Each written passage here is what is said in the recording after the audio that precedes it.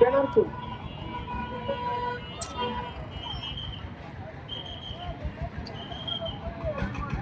নিচে দাঁড়ান।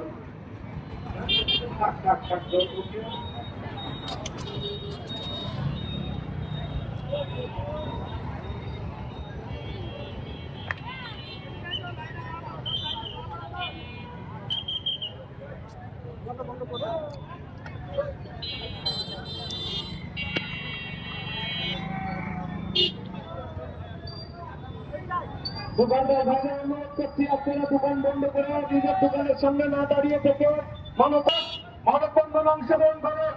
প্রত্যেক দোকানদার ভাইদের অনুরোধ করছি, মিরপুর বাজারে যে গৃহস্থী নিয়ে যে অনিয়ম দুর্নীতি করা হচ্ছে তার বিরুদ্ধে আমরা মানববন্ধন আজকে অংশগ্রহণ করেছি। আপনারা দয়া করে প্রত্যেকে দোকান বন্ধ করে মানববন্ধন অংশগ্রহণ করে। আপনারা দেখছেন এই ব্রিজের কোনো কাজই এখনো সম্পূর্ণ হয় নাই। তাই আজকে 2 দিন 2টা বাজার, এই নতুন বাজার আর নতুন বাজারে 2টা বাজারের ব্যবসা বাণিজ্য একদম বন্ধ হয়ে গেছে। আমাদের কাছে তথ্য আছে, অনেক দোকানদার একদম নিঃস্ব হয়ে গেছে।